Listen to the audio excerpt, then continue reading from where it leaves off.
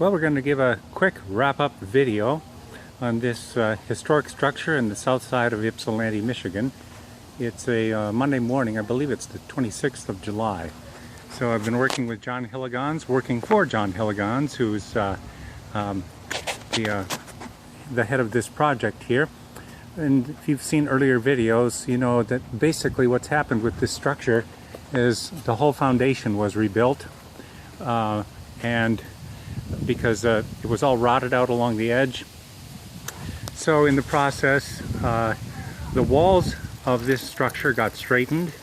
The bottom ends of the walls were cut flush to cut off any rotted areas.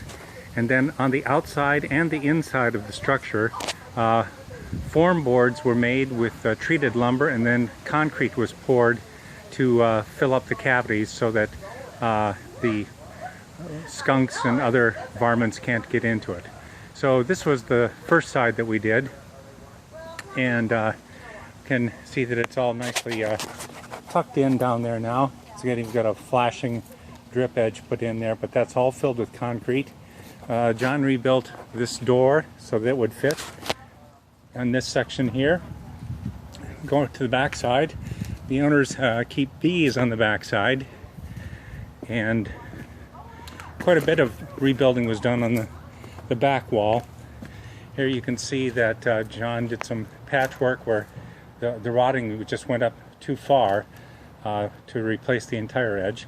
But that form board along there was pulled out, and then, as I say, big trenches were dug and form boards put in, filled with concrete, and then this board put back on.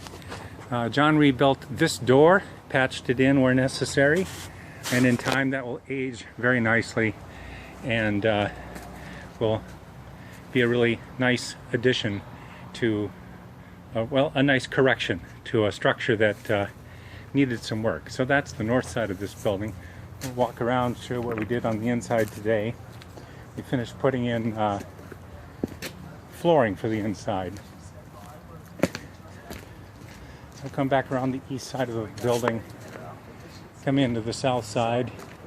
This is the door that John rehung so that it would swing outward, and it used to swing inward. Now it swings out, and then the left door slides.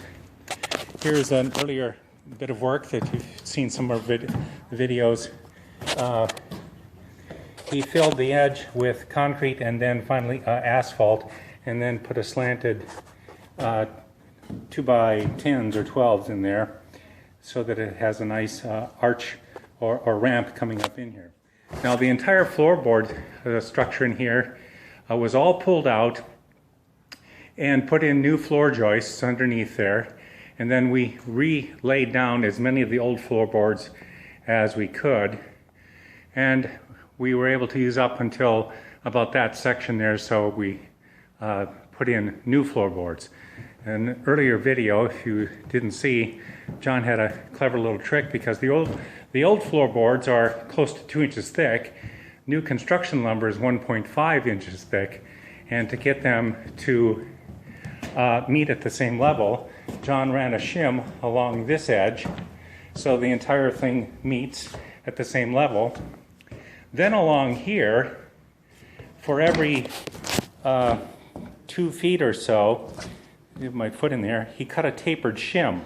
So it would shim it to the right side, the right height here, and then it would taper down to about this point. So he put those tapered shims along every floor joist here, which is about every 16, 18 inches. I don't remember, they weren't, I don't remember the exact number. But anyway, so that whole edge now sits flush with each other all along the perimeter. But the rest of them didn't have to be cut and shimmed up, so it all just has a very gradual slant towards the wall, but you never feel it, and we didn't have to spend a lot of time shimming everything. So that's what we did to finish off the job today. In an earlier video, I described how we, from the inside, dug deep trenches along here when these two floorboards, at least this far back, the deep trench, then put in treated plywood in for form boards, then filled every cavity with concrete. Don't know if you can see that in there, but that's all filled with concrete now. So animals will not be able to access the inside of this barn anymore. So that's kind of a wrap-up of this project on the south side of Ypsilanti, Michigan.